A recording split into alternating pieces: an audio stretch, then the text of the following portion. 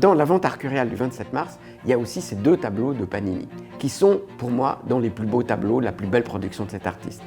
Ils sont signés, datés de 1743, c'est le moment où Panini est à son sommet. Ici, il est encore dans un processus de création, il est à la recherche de quelque chose de nouveau. Et en fait, quelque chose de nouveau, il a vraiment créé. Il est le photographe de 1743 à Rome.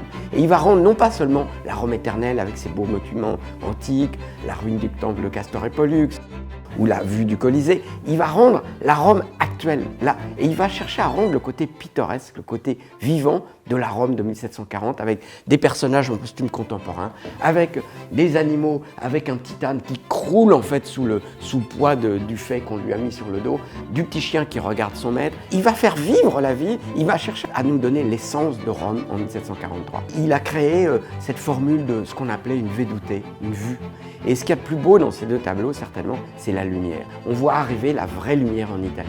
Et on sent qu'il l'a étudié, qu'il a regardé le sens du soleil, le sens de l'ombre. Elle a une franchise, elle est très directe.